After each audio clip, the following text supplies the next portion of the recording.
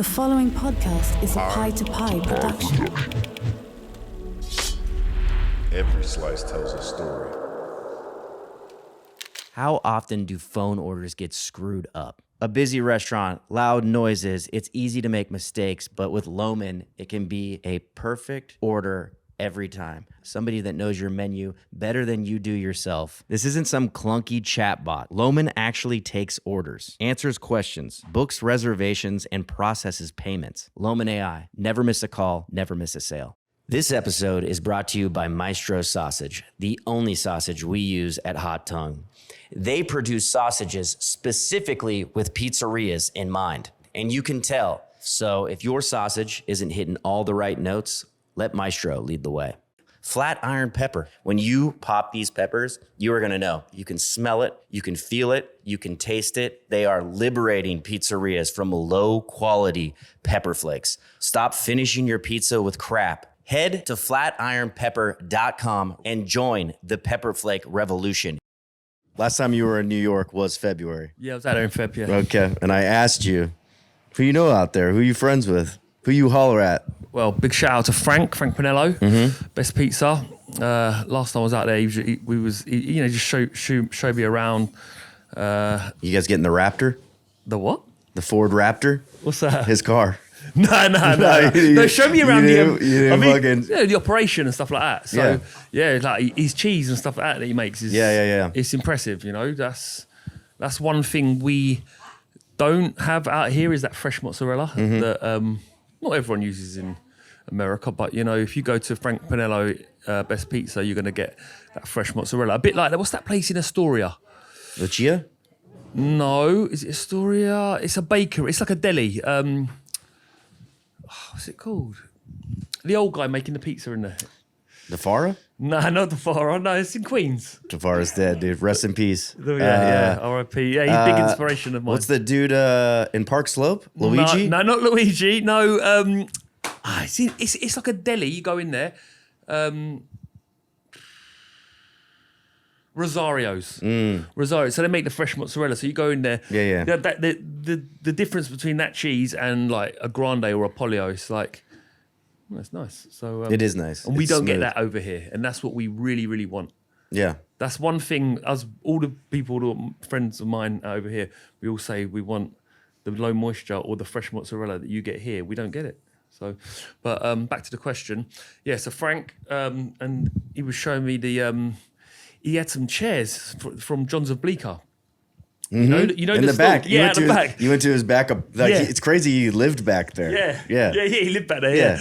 So, like, to me, like, history is everything, you know? So, to go in there and like, I would love to get my hands on something like that, you know? Like we, you know, the history of the pizza culture out there is what really, really, like, gets me excited, you know? But, so there's Frank, Chrissy from Chrissy's Pizza. Yeah, I've never met. Very cool. Very, very cool. Yeah, the pizza looks incredible. I never had the pizza. Oh. I was so busy out there, and he messaged me. He goes, when are you coming down? And I was like, we're going home tomorrow. He said, come meet me tonight. So we went out and had some drinks and had a laugh. Yeah. Had some drinks and a laugh. Had some drinks and a laugh. Yeah, that's all I'll say. And Al Santillo, do you know Al?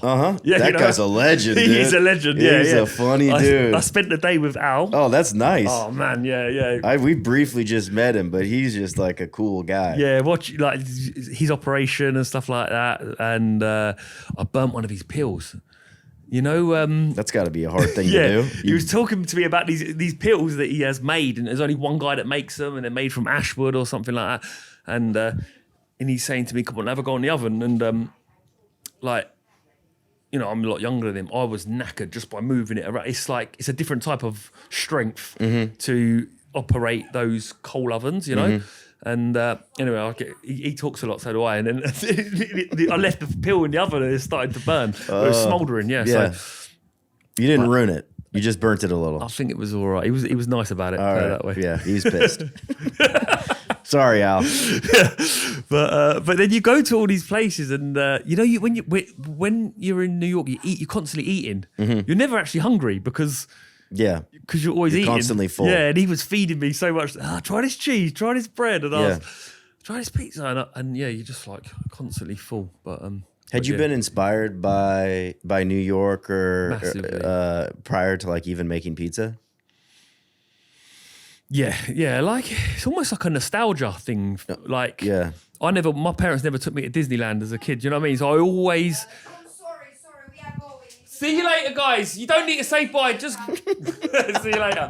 That's my that's my amazing. Those are the dough fairies. Dough fairies, yeah. They don't understand the cues.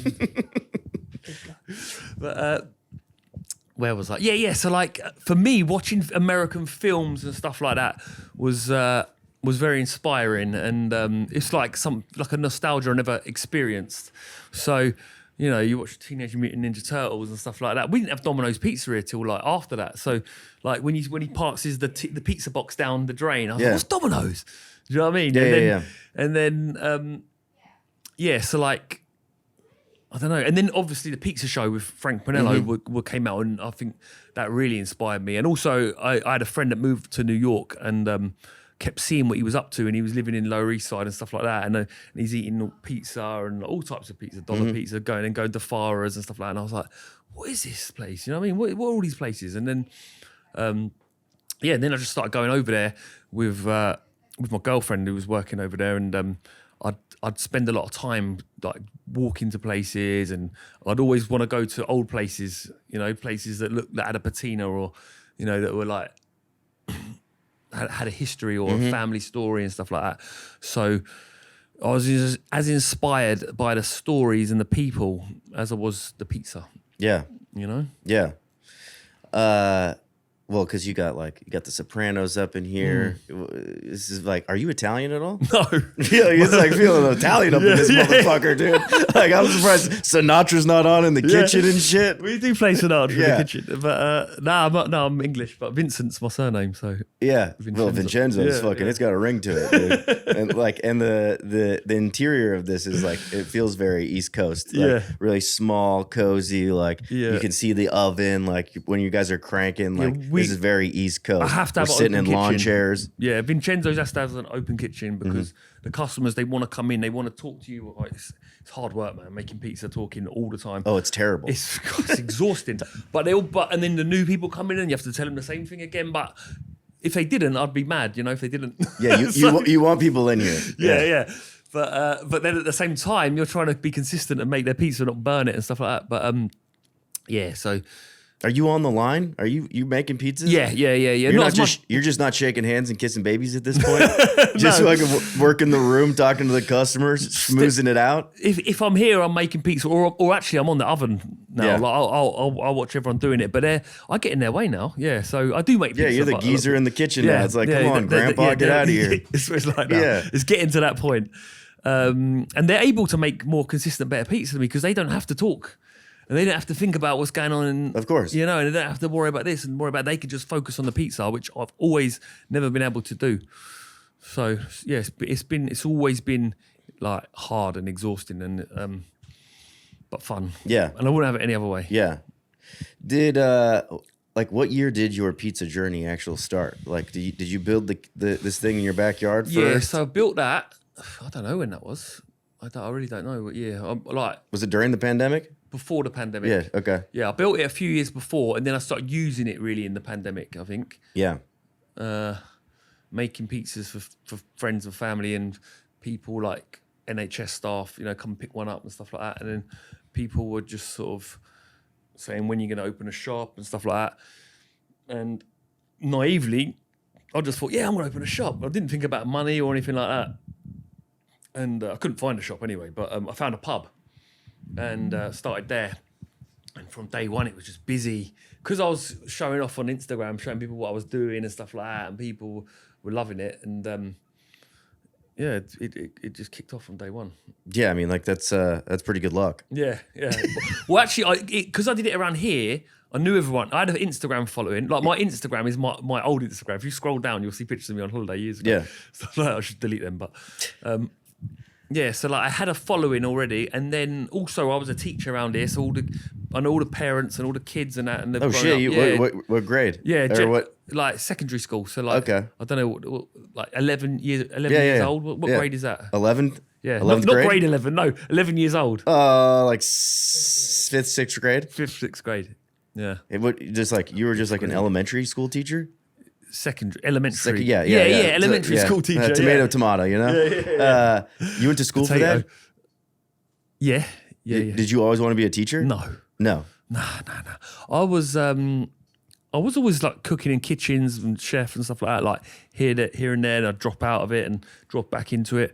But also I've done, like, my dad's a plasterer. I've worked with him, worked with carpenters and stuff like that.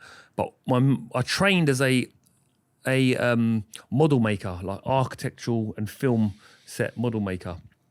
But just never really done much work with it. Like after I passed my degree, it was like didn't really. It was hard to get job. It was all freelance work, and money was terrible. Yeah. So I thought, what can I do? And I thought, someone said to me, why don't you become a teacher? And I said, maybe a teacher. Like I can't even spell. Like I don't have GCSE maths. I don't have it. You know what I mean? Yeah. So I had to retake all that stuff, Yeah. or retake the equivalent, and go and do a teaching degree. And it was hard because I'm not an organized. I'm naturally an unorganized, chaotic person. Yeah. And I had to have files and cross-reference everything I was doing, and I hated it. But you did. I was like, completed it. yeah, I'm doing it now. And then I was like, do you know what? I need to get a mortgage, so I'll do it. And then I started doing it, and it was funny because I live around here, like there was kids that were like, oh, you grew up next to my dad. You used to go raving with my dad. Like, you know what I mean? Like, you're my uncle. And I'm like, I'm not your uncle. Like, I'm your and then he'd teacher, be like, dude. are you so-and-so's uncle? And I'd be like, I'm not his uncle. Well, you know my mum. And I'm like, you Yeah, know I my might know dad. your mom. I might know your mom. Parents' evenings were always funny because there's a lot of parents that I knew from various activities and stuff like that. And but it was good because a lot of those sort of that people from that time, they'll support. You know, they come here and then they'll tell their families and their friends. And I've had kids that work with me that I've taught. They all come in the shop and stuff like that, and and bring their friends and stuff like that. And I guess that a lot of it was like, Mr. Vincent's making pizza. Like, he's got a pizza shop, and it's like an enigma. They want to come and see it. Yeah, of course. Yeah. I'd be like, do you know Mr. Vincent has a pizza shop? Yeah. It's like, dude, we got to fucking try that out. Yeah. So I guess it's kind of good marketing. Yeah, it is, but it's all the marketing. Is all natural, you know. Yeah. Also, like people used to say, "Oh, he sells out. He pretends he sells out and stuff like that." Scarcity marketing. I didn't know what that word was. It was just because I'm unorganized. I don't have enough space. That's why we sell out, you know. And the fact that everyone just piles in at the same time. So, why do you think that it took so long, kind of, for like the UK or London scene to kind of like, because it seems like pizza is really popping off. It seems like you, Crisp, like you guys have spearheaded a lot of this kind of like London style, or like this Americana, like New York style slice, hard bakes, like you know, like a more defined pizza culture. I don't know. I think things stay under the radar until they're exposed, don't they? So, Yeah. you know, they always say like there's 3 people doing the same thing at the same time. You know, like Tony Alva, like done the first frontside air and stuff like that. It's like, but there was actually probably about 3 people doing it. You know, Before somewhere him, else. Yeah, or at the same sort of time, but it weren't being documented and stuff like that. So, yeah, there was people making New York pizza. I think Voodoo Ray's done it and stuff like that. And there's a few other people that were doing it, but they weren't really doing they weren't pushing fermentation. They weren't. They weren't living it, you know what I mean? I don't think. Also, the people that started those places probably weren't making the pizza. That's the difference. You know, I'm making the pizza here, or you know, Crisp, he makes the pizza there. You know, and we're personalities that are now being seen, and I think it's the personality that goes along with it, and the fact that it's not. They've started. It's not like. Someone's pumped money into something, an idea, and it's a concept. It's like, it's a real thing that a real person is doing. And that person is, you know, the one who's getting their hands dirty. So stuff the like that. importance there People is support that. it's like the mom and pop vibe. The mom and pop vibe. And We that- never had and mom that- and pop vibes. And that was missing. How do you not have ever had a mom and we pop do, vibe? right, we do. But we have pie and mash shops, chip shops, Pubs, chippies, dude. Like all those pubs. pubs just We do. seem. but not in like. Not really in fast food, good fast food, you know. We have like chicken shops and stuff like that, but There's they're a all shit ton of franchises. Yeah, chicken but they're all shops. franchises. You don't know, you know. We call them boss man shops. You might know the boss man in the shop, Yeah. but you don't know who started it, you know. Yeah. But with I think the difference is. Do you find it as crazy as I do that we put the best ingredients in our pizza, our dough, our cheese, toppings, fresh produce, and then we put pencil shavings on our tables called red chili flakes? What is a red chili flake? We found out about Flatiron premium pepper flakes from a customer who actually brought us some. We were putting it on every slice we ate. It was gold. We were like searching for it like addicts in the back, just like, ooh, where's the Flatiron? Where's the Flatiron? There is no going back. When you pop these peppers, you are gonna know. You can smell it, you can feel it, you can taste it. The 4-pepper blend, which is actually the blend we have on every table at Hot Tongue, definitely has a higher heat level, and I'm a heat guy, if you know what I'm saying. It has the arbol, the jalapeno, the ghost, and the habanero. It's spicy. They are liberating pizzerias from low quality pepper flakes. Flatiron pepper, you are going to know the difference. In here, real peppers from Italy. Let's go. Head to flatironpepper.com right now. Use the code pie to pie at checkout. That's pie, number 2, pie at checkout. And any order over $25 is going to get you a bottle free of the sweet heat. Put that sweet heat in your cart, and any order over $25, that baby's gonna be free. Do not miss this chance to upgrade your pepper game. Head to flatironpepper.com right now and join the Pepper Flake revolution.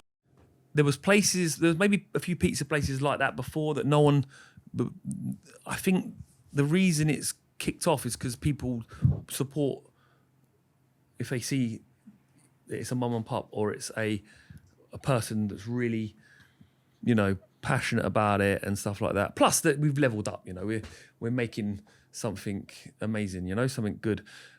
People call it London style pizza, but I mean, it is inspired by New York. You know, your pizza looks quite similar to my style of pizza, so it's not really like, you know, like your pizza's not London style, but it's not LA pizza. I'll ask you, what is yours inspired by? Well, I mean, I've been asking all my guests like what London style pizza is, and my answer to when people come back and say what my pizza is, it's like for a long time I tried to call it all kinds of different things, you know, West Coast, Los Angeles style, like all these things, but. You know, I went to New York and I went on the pizza pilgrimage that everyone goes on. And it was really healthy for me to get like kind of kicked in the head to realize that like I ain't doing anything that they have not been doing for the past 60 to 100 years. Like I'm making like a thin New York style crust. It's just like there's just different elements. Like I use sourdough. I use, you know, different kinds of cheeses. It is a bit more elevated, but it's also what everyone is doing now. Exactly. Everyone is fucking pushing the game up like a little, like do you have a cracker eggshell crust? Is it super well hydrated? Can it be crispy and chewy at the same time? It's just like these well balanced slices. Yeah. Like it can't just be this one note thing anymore. Yeah. Well, you said like it's what people have been doing for 60 years, but then like yours looks more like an elevated, what we'd call an elevated slice. Who would you say is started that elevated in New York? That my humble opinion is Frank Pinello. Yeah. I feel like he was the first person to like put sesame seeds on a pizza, and people would be like, "What the fuck, this guy doing, dude?" Or like using some like a whole making his own cheese, or like really kind of taking like the dollar slice out of the equation and making something like a little bit more artisanal. But also, it's almost like a missing link as well, because it's like. It's sort of like he's imagining what would it have been like. Well, he knows what it would have been like. He's from Bensonhurst or whatever. But like, what would those pizzas have been like before mass production, before shortcuts were taken? Do you know what I mean? So it's almost like it's a throwback. This elevated style of pizza is, to me, I feel like it's a throwback, almost like to maybe when it was. Yeah, what it was. Yeah, but doing it in a slightly different way with modern methods and stuff like that. And I guess that's what pushed me a little bit, was like I wanted to like I like to imagine things like what are these coal oven places like? You know, there's Lombardi's, Patsy's. What about all the ones that disappeared? How, you know, was there one that was like this? You know what I mean? And things like that. And yeah, it's for me, it's a lot. It's to bring it back to what you said. It's like nostalgia. It's imagination.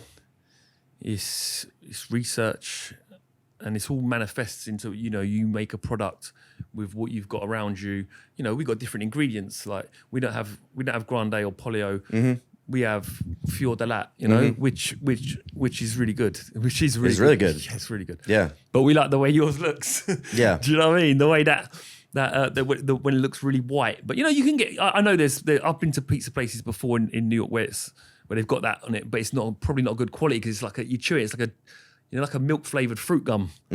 But then if you have like Frank's, it's like oozy and melty. It's just, you know, there's levels to it. Yeah, well, all mozzarella isn't created equal, and neither is grain, you know, and like that's a big thing. Yeah, man. I've had disasters because of changing flour or like the flour that you buying's jumped off a cliff in quality and stuff like that, or something's happened. So, yeah. How many iterations of your pizza have there been? Are you tinkering all the time? No, it's always been the same. Really? I think it's always been the same. I've always done the same thing. But you know, we've had setbacks that have made and we've just, you know, like we had like the flour like wasn't building gluten or something like that, but that was because the flour, there was something happening in the flour mill in Italy,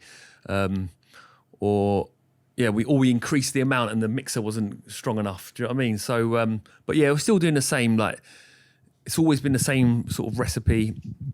The recipe came from, if you want to know, like it was, you know, Joe Badia. So it was like his recipe in his book, which, as you know, a cookbook recipe isn't a recipe for the masses. Yeah, Yes. it's not. Yeah. So basically, that was what I was making of sort of that at home, and then I had to deconstruct it and scale it.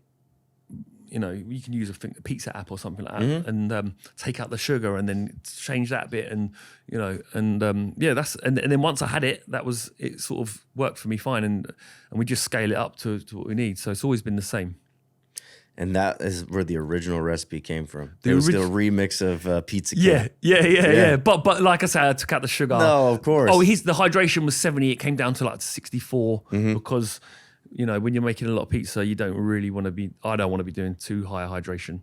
Yeah. And when you're training someone, you don't want them handling dough that's not really, you know, for them. Yeah. Do you have a favorite slice outside of your own in London? Yeah, I think crisp is the most unique pizza, so I'd say that. I really like dough hands. Lenny's a Beats. He's doing like a Beats style. They stand out to me. Yeah. Just such a like influx of newcomers. Do you think a lot of that had to do with COVID and a lockdown and just kind of like what came out after that? Or do you think that people watched you do the 900 and they were like, I can do that too? Because I know that there were some key players in the game at the beginning, and you know, that inspires other people. Yeah, I guess so. Yeah, I think it's inspiring, isn't it, to watch someone do something and do it with flair. And a lot of people would have come after, like people like me and Chris. But like I said, there was probably a lot of them doing it quietly. You know, not everyone's a show off. Not everyone's shouting about it. Well, they should be. They make more money. Yeah, and then, but yeah, so, but you know, like we say, we're not doing anything. We haven't invented nothing over here. You know, we're just I mean, but I guess the thing is, like, maybe you're not reinventing the wheel or anything, but you're serving your neighborhood maybe something that they've never had before. Yeah. So like that's kind of a big deal. The someone said to me recently, like the pizza IQ in London or in England is low still. It's like Neapolitan, and then I'm like, but there's loads of great people doing this sort of style of London pizza or a crispy style of pizza. And so I said, well, it's actually not that many, you know. Like it's not, but it seems like a lot to me because you know them all. Yeah, because they're my mates and they're my peers, and I'm just, you know, you see them when you every day. But yeah, maybe there isn't that many. And well, there's gonna be more. Yeah, I mean, I feel like even more people are gonna open up. Like especially like once once people kind of get it, once the IQ gets higher, Yeah. more and more people are going to see money in it. I mean, like you're expanding, right? Yeah, I'm expanding To a pretty big space. Yeah. So people see value in it. Like Yeah. there's going to be more and more of this. But yeah, there's always been people knocking on the door, like potential investors, but I've never made sense of anything they've ever said to me. You know, it's always been very vague and like, I don't trust you. Do you know what I mean? Well, how did this investor come along? Because everybody, you know, that's a lot of people's dreams. Like somebody comes in and be like, hey, let's expand on this concept. I've already got an investor. It's like a partner. Well, perfect. Yeah. It'll just be in that location. Yeah. So, well, no, we want to expand more, but okay. Yeah, but no, I don't have an investor. I've got like a partner that's operational. You know, like doing all the back end, doing all the things I can't do or don't want to do or too exhausted to do, dealing with the builders, but like, you know, all the design elements are mine and stuff like that. Like here, I built everything you can see. You did all this? Even the plaster on the walls, the ceilings, everything. Most of the paintings are mine. The terrazzo countertops, ripped everything out. Hung floor? new ceilings. Floor is sick. The floor is the only original. Floor is sick. The floor is and the door is the only original thing, but the windows are all new. I fitted all them. But yeah, the floor this was a sandwich shop, and the owner owns the hardware store next door, and I know his daughters. And I said, do you reckon your dad sell me his shop? And they were like, no chance. He loves his shop. And I was like, all right. And then they said, I'll ask him anyway. And then he said, come and meet me. And he sort of said, oh, look, don't really want to sell it. And I sort of complimented him on his floor. and he was like, oh, you like my floor? He goes, oh, yeah, I love that floor. He goes, I fitted it myself and stuff. And we just sort of built up a rapport. You did a great job. Yeah. And then I talked him round. He's like, I like this guy. Yeah, talked him round to selling it. But I said, I said, if you give me the shop, this floor will stay. Like you can, you know. And he was like, oh, it was a slow burner. But I got there in the end. If your sausage needs aren't hitting all the right notes, then let Maestro lead the way. Maestro has been working closely with pizzerias for decades. They produce sausages designed specifically with pizzerias in mind. And you can tell their Italian sausage crumbles look like they were handmade in your shop, and they will taste that way as well. With over 80 years in business, family owned and operated, the family is incredible, and so is their product. It's quality sausage with quality ingredients. Click the link in the show notes. A classical masterpiece awaits you. Back to the show. You know, you do things out of love, obviously. I think you care about the food that you're creating and what you're pushing out of here. But to like be so heavily recognized, I mean, like this isn't proper like in London. People are coming out here, but you're serving mostly your community. But people travel to come out here and eat your pie. Day. Yeah, every corner of London every day, and then like lots of people like coming from all over London. But like once a week there'll be an American or someone from Scotland or Wales, or you know, a couple times a week. You know, yeah. And like a lot of like if Americans are in town, they'll hear about it and they'll come. You know. Yeah. Yeah. People from Connecticut and New York. Are those fun customers, or are they annoying? Yeah, no, they're fucking annoying. They're all so nice. Okay. Yeah. Never had a complaint. Okay. And also Italians and people always like have this like stigma like, oh, Italians won't like your pizza and stuff like that. No, they all do. Mm-hmm. Yeah, they love it. But I always like sell them like, you know, we're using San Marzano tomatoes, we're using fior di latte, we're using Italian flour, we're using pretty much purely Italian ingredients. Yeah. So is that mainly because like that's what's available? Yeah, we're closer to the source, aren't we? Yeah. So so that maybe makes it a bit different. Like we use really good tomatoes, you know, and we use really good cheese and good flour, and we're using what we have around us. Yeah. But we would like grande. We would like polio. I've gotten to grande. I said, "Come on, get it over here. Let me be your ambassador." But I've heard like little rumblings that they might try to do. I don't know if they're going to do a private label or somehow they're going to do international. Yeah. Well, I've been trying to speak to someone about it. So maybe they're just going to do it. And I mean, if you got grande, or if grande was available here, you'd use it. Yeah, we'd use it. Yeah. You'd mix it with the fior di latte, maybe some blobs of, you know, like how Dom DeMarco was whatever he was doing back in the day, you know, and maybe he was the first elevated.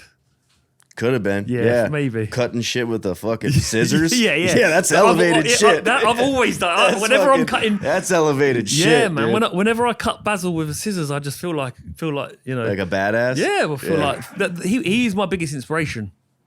Yeah. Yeah, Dom DeMarco is my biggest inspiration, I would say. You like The Sopranos? Love The Sopranos. Yeah.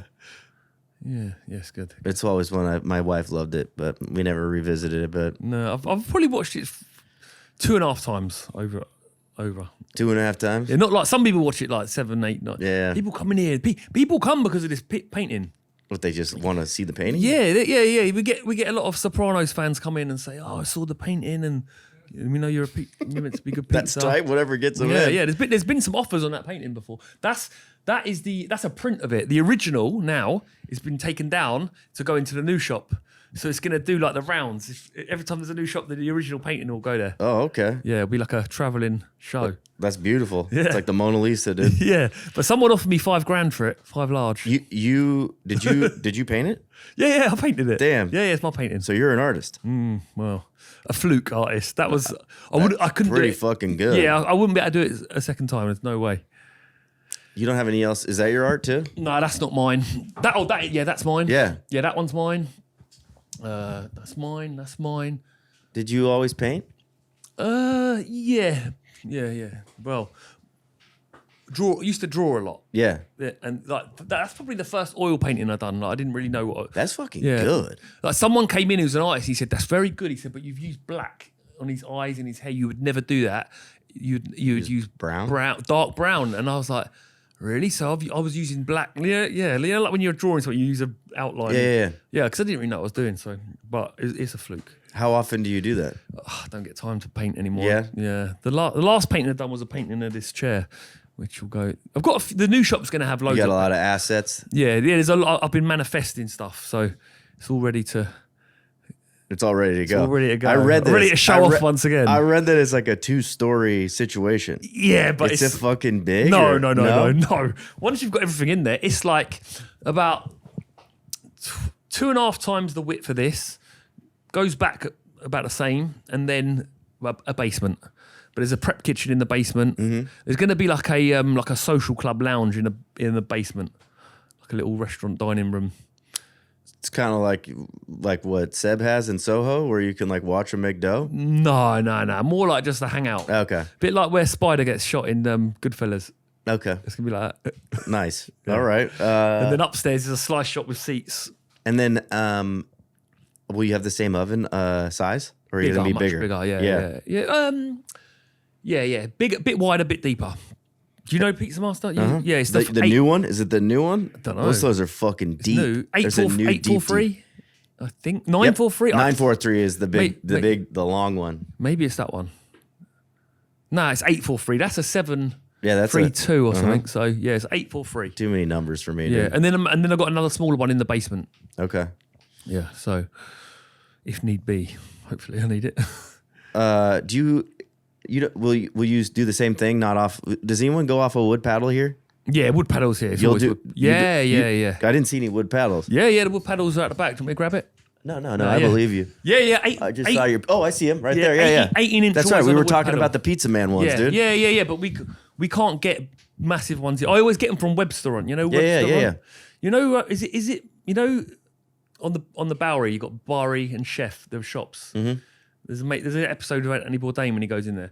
So it's like a chef shop. Mm-hmm. Like to me, that's like a toy shop. You know, like Yeah. so much cool stuff. But I think Webstaurant maybe owns one of them shops. So like, I used to go in there, buy a load of stuff and put it in my suitcase and take it home. Yeah. And then I realised you can order it.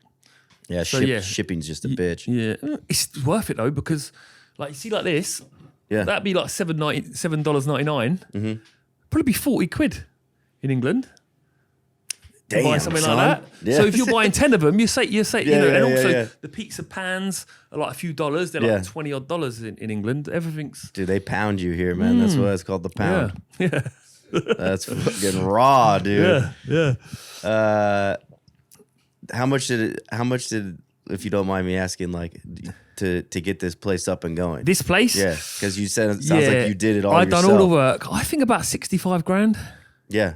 Yeah, 65. That's pretty good. Yeah. I done, but I made everything, all the counters. I built. It looks great. Man. Yeah. And then because you had already had a following, it was just, and there was already when you went to the pub and you did the residency there. Yeah. It's been gangbusters ever since. Yeah. You've never had an issue with business. Never had a quiet day really. Maybe on a Wednesday or something, but we still make enough to, cover everything, pay everyone and stuff like that. Did you just have help in the media, or is your pizza just better than everyone else's? I was the only one doing it. That's Yeah. what it was. I was the only one doing anything different. It just seemed very different at the time. And then if you went into London, it was just me and Crisp doing it really, I guess. Yeah. So actually I think Patio was, but he was very under the radar. Yeah. Crisp was under the radar as well. Yeah. He was he was doing it in a pub. And he's in the pub there, but I knew him from Instagram. We become mates in lockdown, and I used to go and visit him and stuff like that. And I was like, wow, what's he doing? Like, he's making something crazy unique, So, but yeah, no, I think it kicked off. There's these guys called Taste Cadets, MC Grinder, People Just Do Nothing. The Office. Yeah. Do you ever watch The British Office? I've seen it. These guys were like a comedy parody of a pirate radio station. Pirate radio is like Original pirate radio. yeah. You streets. We have you used to have cable access. Yeah. Like Wayne's World. Yeah. We don't have cable access. We had pirate radio. Okay. So all the characters would get on the radio and play drum and bass, garage music, house music, and stuff like that. And they were like a parody of a pirate radio station, and they were very, very much inspired by they were inspired by The Office and Ricky Gervais. Like the comedy is hilarious. Gervais is pretty fucking funny. Yeah. He was. What even now, like you go back and you watch, he was really funny in The Office, funny. And but anyway, they've got their own foodie thing called Taste Cadets. So shout out to Taste Cadets, and they had my pizza, Yeah. and they had a following. So people in London started noticing and stuff like that. And they were actually the same people that went down to Crisp on the first, and that sort of kicked it off for him as well. Yeah. So it's sort of like a few key players that sort of get the ball rolling. Is it weird being like one of the originals and then kind of like seeing where everything's going? Yeah.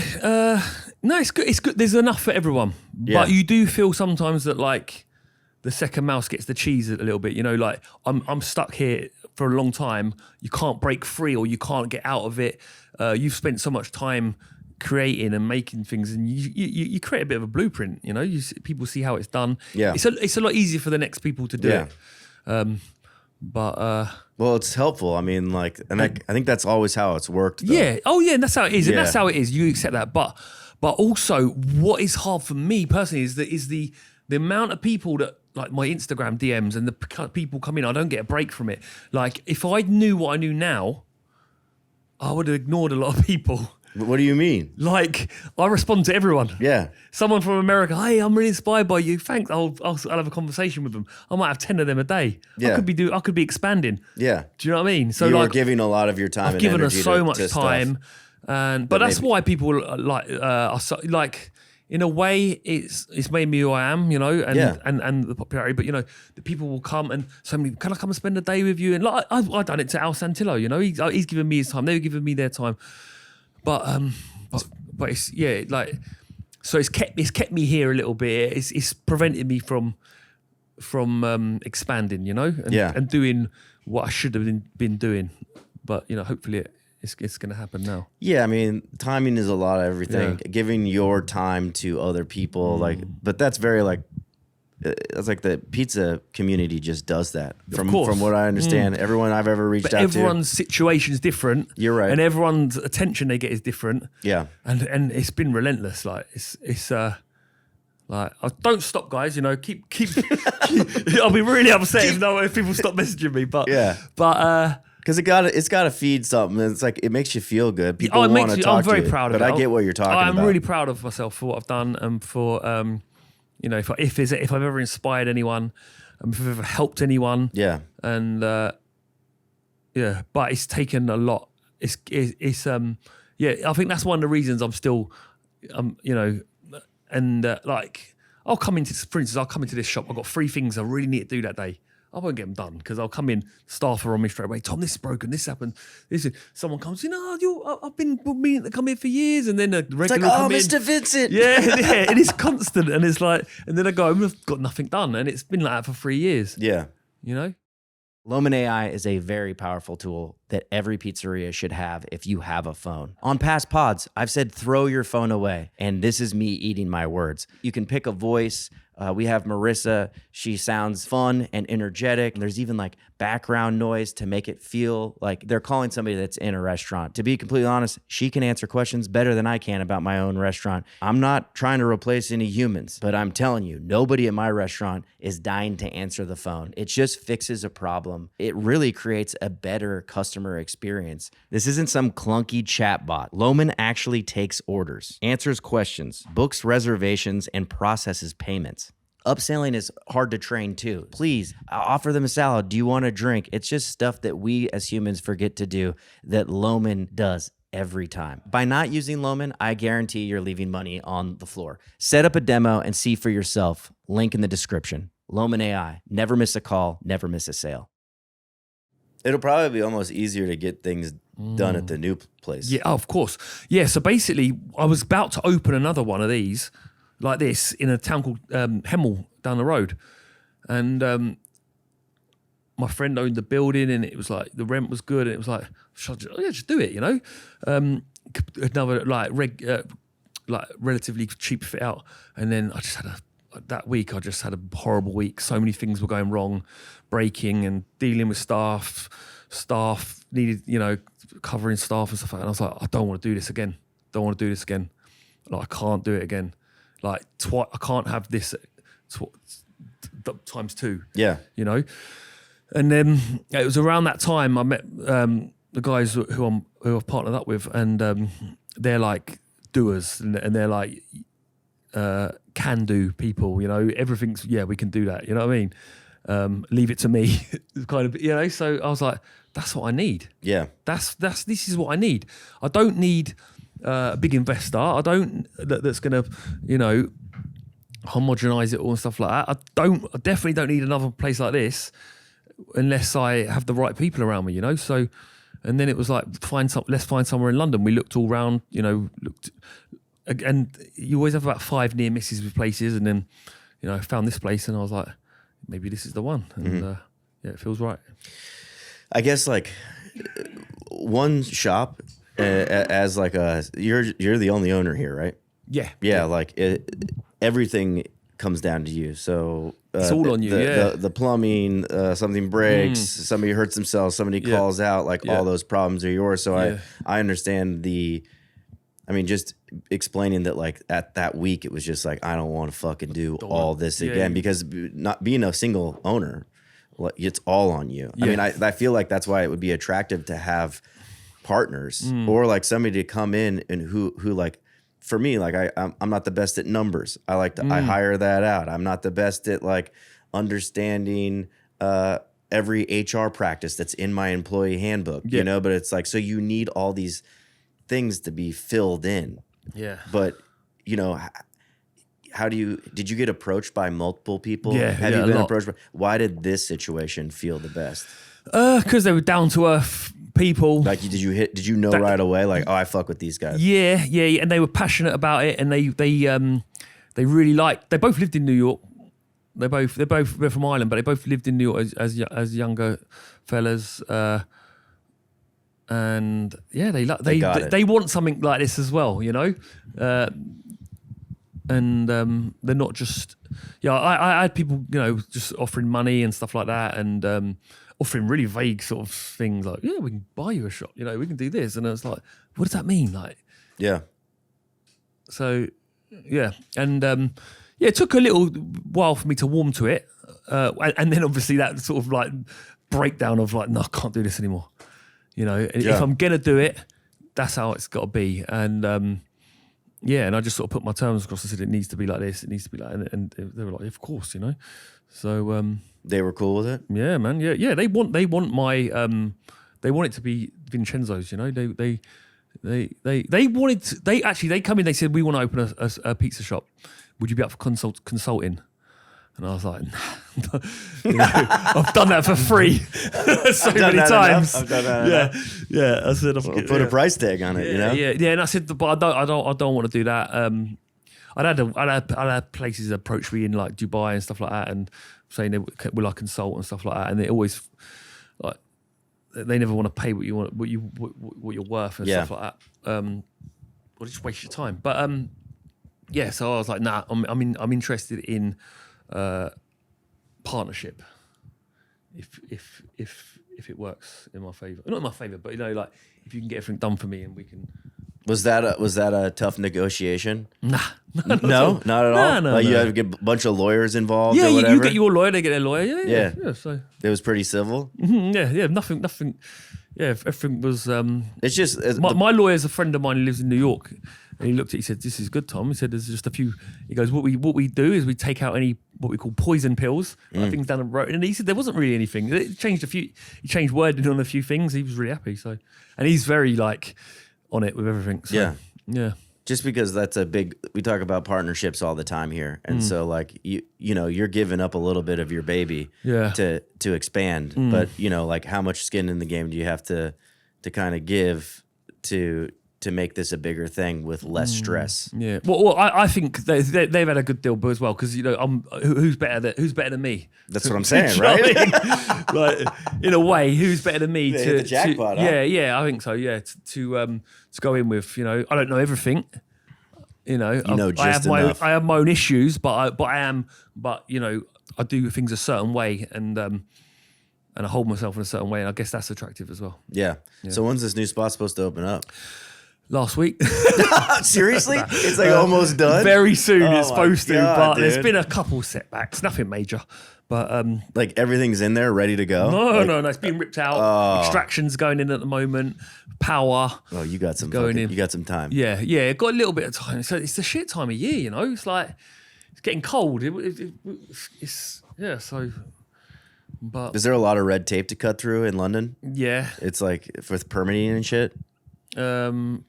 What permits? Like in Los Angeles, there's a ton of permits you have to pull when you do. Yeah, but like I say, I'm not dealing with any of that now. You know, you are just like doing my job.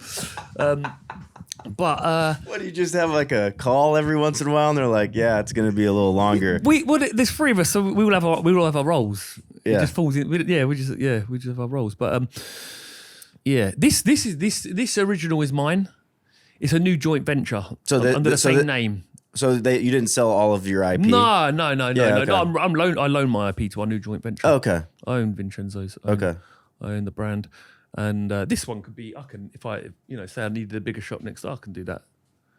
Really? Yeah. You'd help, this dude would just like let you push a wall down? But I mean, let's just say it came available. available. There'd be no problem with me expanding. Yeah. This one and for myself, Got it. Yeah. Well, that's a good place to be. Yeah. And in the vicinity as well, So would you go farther out? Nah, this is amazing. The sweet spot? Oh, it's an amazing location. It's just too small. I wouldn't even want to be 5 minutes up that way or that way. Here is where it's at. It's unbelievable. I have got like a combination of like really loyal customers, really people that are happy to spend, that want to spend money, that want something good quality, that love what I do. Yeah. Where I live, 5 minutes that way, I don't think it would work. Could you walk to work? Nah, I drive to work. Okay. Yeah. What has been like the biggest struggle in owning a business? Just getting up every morning. You're not a morning person? Getting up, looking at that phone and going, oh my God, there's so many people messaging me again. And it's like, and then doing that before I do everything. And then consistency, is hard in a place like this. It's an uncomfortable little shop to work in. So, like I said before, I said about the quality of the flour went dipped and stuff like that. I struggled with that. That was hard. And the way it makes you feel, Mm-hmm. Do you have a general manager? Not really, no. No, just really, really good staff. Yeah. Really good staff. Like, you can have the best staff in the world, but things still go tits up, Yeah.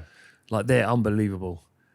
Like, the girls that make the dough and the sauce and stuff, and the boys that make the pizza. Shout out to Bobby, King, Nelson. They're unbelievable. A lot of people, have they worked for you for a long time? Bobby's been since day one. But like I couldn't delegate. I didn't know how to delegate. I was making all the pizza, doing the oven, and he was just sort of like standing there like, what's this guy doing? And I was like, start getting the dough out of the tray, like I showed him how to do that. Yeah. And then I was like, right, he knows how to touch the dough now. Like, and I was like, right, help me get the pizzas out of the oven. And he was watching for about 6 months. And then one day I said, right, make a pizza. He didn't make it quick, but he made it perfect. Yeah. He's just been watching me. Yeah. And I was like, wow, this guy's good. Yeah, but yeah, now he's unbelievable, and they all are, Do you have a lot of turnover? No. They've only I think only 2 staff have left since we started, and they were long term as well. Just moved on to other things. That's good. Yeah. Because like everyone complains about labor being the hardest thing about running a business. I think in London we'll have that problem maybe, but. No, here they're loyal and I'm good to them, I think. I think I am. I treat them like family. Like if I go to New York, I'm in Dave's workwear. I'm like, what do you want, guys? Yeah. Like showing them, do you want something? Like, do you want a hoodie? Do you want a pair of Carhartts? Do you want a pair of Dickies trousers? Do you know what I mean? I'll bring them stuff back. Do you ever miss working in the pub? It was wild there, yeah. So it was funny, missed not really, but that was another uncomfortable tiny kitchen. But that was all you though. The buzz of that time was crazy because I missed the buzz. It was, but this is a buzz every day, Like it's like I say, it's people coming from all over still. And at any one time you can have a bunch of people in here and they're all talking to each other. I'm from here, I'm from there, and it's like we're shouting over the thing. It's like proper hustle bustle. Well, it's got to be unreal because you're selling out almost like every day, right? Yeah. But the other day we worked out how much. And is that a space thing mostly? Space, mixer, power, manpower, oven size. It's just everything. We max out the mixer every day. We could run it twice, but you're not going to fit that amount of pizza in that oven during peak time. Everyone, and they all want it at the same time, You don't sell time slots or anything, do you? Yeah, time slots helps push people towards the other time. But then the walk-ins and the phone calls. The other day we worked out, we got someone to do a tally of how many phone calls and how many people walked in, and then times that by our average order. And that was probably like £2,000 turning away on a Friday and Saturday. And we have no idea how many people are going on the website and checking and giving up. Yeah. We don't know. So does that do you lose sleep over that? No, I don't think about it too much. Okay. I'm like I'll think about something, then I'll start thinking about something else. I'll forget about that. And then 6 months later I'll go, oh, remember I was thinking about that. And it just so happens I said, keep a tally today. And then I felt sick. Yeah. You know what I mean? Don't ever do that again. Yeah. So if you could go back and give yourself any kind of advice before opening up this spot, what would you tell yourself? Oh, man. I don't know what I'd do. I probably still wouldn't have done anything different, Yeah. Like, I could say, don't give so much time to everyone. But, we've been talking for an hour. There'll be a lot of messages on my phone. Yeah. And I'll still reply to them all. Yeah. You know what I mean? Yeah. So... You wouldn't do anything different? Probably not. No good advice? No, just look for somewhere bigger. But then there wasn't anywhere. Yeah. And I know that this is the best spot. Yeah, this is like classic spot too, man. Like, I'm lucky, but I'm unlucky in a way, I like I say, I'm stuck here, and I am the product of the environment and what I had around me. Do you know what I mean? And stuff like that. So, yeah, there's not much difference. Like, I could have gone straight into London. Maybe I could have done that. But then I didn't have the money at the time. I had 65 grand. That would have got me nowhere. But I could have done a residency. Maybe what I could have done could have taken up some of the residencies that I was offered in pubs and stuff like that in London and got a team going. Mm-hmm. Maybe done that. Yeah. And got a presence there. Maybe I could have done that, but then maybe I didn't want to do that. Yeah. So, I think it's working out in your favor. Yeah, I think so. It's all manifesting. Like how do you manifest? Well, you get your ideas. You sit on them. Yeah. You harvest them. Yeah. When the time's right. Yeah. I do my artwork and I keep it, and then I keep, I'm an oversharer, so a lot of my ideas I share with people, which I probably should keep, but you keep some of them ideas, and then when I call it potential energy, when the time's right, boom, you let it go. Mm-hmm. And and that happened here a bit because but between the pub and this shop opening, I was out of work for about a year, and I'd done that then, and then it went boom when this opened, you know. Yeah. So it was unbelievable. But we were selling out in sometimes 30 seconds or something like that, and selling more because we use an amazing platform called StoreKit, but StoreKit wasn't quite ready for the what was going to happen. Yeah. Even though they were places they like Patty and Bun and stuff like that were using it, their demand was spread out. I stupidly said, right, orders open at 2:00 every day, so everyone would queue up or wait, and it was like it couldn't cope. So it was my fault in a way. You broke the internet, dude? Broke the internet, yeah. So it was kind of my fault, but I didn't know what I was doing. I was just trying to sell the pizzas, make the pizzas, go home. Yeah. Sell the pizzas, make the pizzas, go home. Teach your staff, make the pizzas, go home. Yeah. And it was like that. Since 2021, I've had the privilege of consulting on projects across the country, helping operators fine-tune their dough, systems, and everything in between.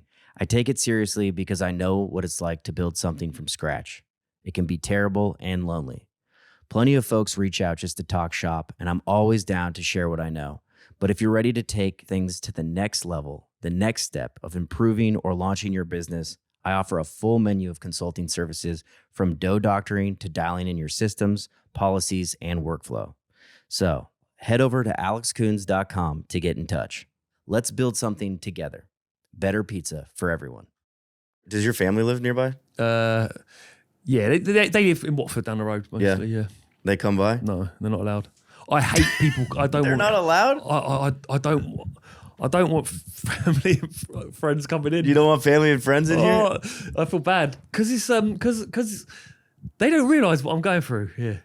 No. They come in and say hello to me. I'm like, oh God, I feel dread now. I've got to give them my time, which is horrible. It sounds horrible. But you're already giving your customers time. I know. Yeah, it's just like more energy you don't have. Yeah, I know. I'm a bastard. But No. I think what you're explaining is very normal. I'm exhausted from it. When it first opened, I said to all my friends and family, don't come for 2 weeks. Yeah. Let's let the customers have it. Because I was turning away so many people. It's like, I'm actually turning away more people. You guys are there for forever. So you can have it next anytime. week. Yeah, anytime. Yeah. I'll bring it home to you. Yeah. That never happened. They've still never had your pizza, dude. Oh, they have. They come. But I get a bit. I just get a bit like, yeah, because if they come in and order a pizza and do it, but I have to be involved in it. Tom, I'm coming down today. Might come down today. Tom, we might come down today. Yeah. And then message him, and I'm like, all right. Yeah. Do it. I know. Don't need to know. Don't tell me. Don't tell me. Don't tell me. If you're gonna come, order. Just adds to my anxiety. Get a time slot and buy the pizza. Yeah. Some days I live on my nerves because it's so stressful. Do you have bad anxiety? Yes and no. Yeah. But you wouldn't notice because I'm always laughing. I'm always smiling. But inside sometimes I'm like, mile a minute. Yeah, but then I switch. I might feel really like low or distressed 1 minute, and then customer will come and make me laugh. Yeah. And then we're talking about something else. You know? But that's just me. That's just what I'm like. Do you like being a business owner? Yes, in a way. Yeah, yes and no. Love-hate relationship. Yeah. I wouldn't want to work for someone else. Really, ever again. But then some days I just think, I wish I had a normal job. Yeah, dude, I think we all wrestle with that. Clock in, clock out, and get paid. That's it. Yeah, and live and not, But then being a business owner, if I want, you can take a holiday. If you've got time, if you make the time, you can take a holiday anywhere you want in the world because you've earned it. Mm-hmm. You can buy whatever you want because you've earned it. I don't wear a nice watch or anything. Not yet. Like, if I wanted one, I could probably buy one. But then I'd rather. I've been saving anything for the next space or this or that. Is there a day you would ever just sell Vincenzo's? I don't know. Do you know what I've realised? That's what people do. I didn't know that. People build a business up. Yeah. They scale it and they sell it. I mean, I think that's not what I was. In America, a lot of people have this idea that they're going to do that, but it doesn't always work that way. Well, the mum and pop shops don't, but yeah. Some do. Well, look at Sally's. It's got. Look at Chipotle. Yeah, Chipotle. Was that Chipotle? Did it start in San Francisco or something like that? Started in Colorado. Oh, did it? Yeah, a guy had one burrito shop in Colorado, and now it's all over the world. Well, yeah, it seems attractive to do something like that, but what I'll say is I had no idea that that's how it worked. For me, I didn't care about money. I just wanted to be like Dom DeFaro snipping basil on a pizza, maybe with some of my, in a shop that I'd built with customers that would come in and I'd know them first name, and maybe some of my paintings on the wall. Well, is it less romantic now? No, Are you no? No, it's still the same. It's still. You think you'll be cutting the basil? Yeah, like yeah. Dom? Yeah, that's still what we do. Yeah. Yeah. So you always want to be in front of the oven? Not every day. Yeah. But yeah, I'll always be there making pizza. I'll always be on hands-on. Yes. Yeah. Yeah, it's my product. I want to make it. You know. Yeah. Yeah. I just think it might be hard if you have like 6 of these. Yeah, but I'll be like Ronald. You just Ronald clone yourself. McDonald. Ronald McDonald. Or the hamburger. Yeah, that's what. Turn Dude, up. that's when you're just running around and you're the face of your business. Yeah, yeah. So. All right. Well, Yeah, the face, but like a hands-on face. What that annoys everyone. just make Get sure. out You of the can, way, yeah, you just old make git. sure you can come in every once in a while, throw somebody out I of the need way. to touch the dough, you know. I go in, I go, come on, get out of the way. Let me. And they say, why do you need to touch the dough, Tom? I say, because they don't realise that I need to feel it. It's my product. I don't need to come and make 100, 200 pizzas a night, but every day I want to, if I'm here, I need to feel if that dough feels weak or strong, if it feels just right, you know? Does your dough recipe change, or are you pretty much locked in? It's never changed ever since you, like you said. You alter it for when it's hot and when it's That's humid. it. Yeah, you just That's the only change. Because I asked you that. Yeah, you yeah. said it's always been the same. We just alter it when it's humid or cold. Okay. But we've got a proofer now. We've got a proofer, so it's basically the same. And we alter it. We might put we might put the temperature up on the what do you call it? Humidifier? Yeah, Or the proofer? Yeah. Like the recipe's set to like a 30-hour, 18-degree. And it's Recipe. just a yeasted dough? Yeah. Commercial yeast. And Do you ever fuck with pre-ferments or anything? nah, I would like to do Polish. I think. Yeah? I think I can see the. Because Seb he's the big wizard, Yeah, dude. yeah. And he does it his way, and it's sort of. Yeah, he's got some huge. His pizza's amazing. Man. Yeah. and it's got better since he's opened this new shop. It's the perfect dough to reheat. I think it's like fluffy and crispy. Yeah. What's your dough ball weigh? 550 for an 18-inch. For an 18-inch. Still quite thin. Okay. It's thin. Yeah, must be very thin. 550. That's I like like thin pizza. yeah. But it will be thicker for a slice shop. It's got to be thicker. It's got to hold up more, so it'll be a different dough ball size. But yeah, I think pizza's pretty thin. It's always been inspired by.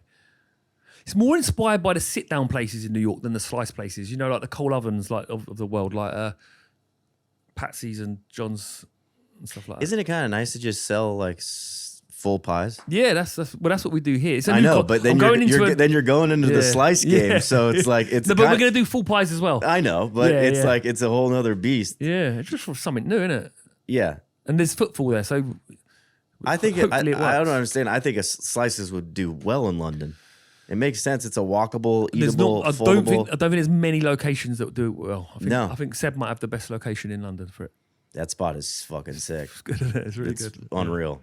Yeah, I think he might. So and then our location, I'm thinking might be. Might be good. I hope so. I think it's gonna be good. Yeah, I think so. Yeah. Well, I did ask this earlier on, but I want to ask you one more time, like, because I don't think you gave me your answer of what London style pizza is. London style pizza was coined by a journalist, I think. Was it the Bite Twice guys? It might have been them, or it might have been your man from Pizzagram, Jamie. Might have been him. One of them. They'll probably argue over who said it first. I don't know. But I did it first. But probably came out of a want for us to have something, you know. But in reality, we're doing what we're inspired by across the east coast of America, really. Across the pond. Yeah, and it's all right, but it's an elevated slice for sure. It's crispy. It's quite big. It's foldable. It's all the characteristics of a New York slice, but elevated, really. Everything I've had here has tasted completely different. Really? In the 3 shops that we went, but they have all been pretty unbelievable. Really glad to hear the way it. that they're cooked, the way that the amount of dough that's being used, the sauce, Yeah. And I know it's a lot of the same ingredients, but it's being done on different levels. Yeah, and all it's very executed exciting. differently. Yeah, Yeah. yeah.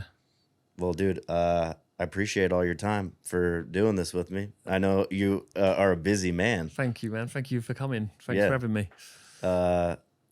Are we gonna eat pizza or no? Yeah, man. Let's make some pizza. Did you turn your oven on? Yeah, oven's on, and I got some dough. All right. Yeah. All right, let's fucking make some pizza. Make some pizza. All right. Cheers, guys. Cheers. Is that it? That's it. Thank you, man. That was good, huh? Yeah. Hey y'all, if you love what we're doing here on Pie to Pie, the best way to keep it going is to support the show directly. You can donate, subscribe, or even buy us a coffee. It all helps us keep bringing the real stories from the pizza world straight to your ears and eyes. A little can go a long way as we try to keep bringing you the best of the best. Hit the link in the show notes or visit our Instagram link tree to chip in and help us keep the ovens on. As always, love, trust, and pizza dust. Pie to Pie forever. Let's go.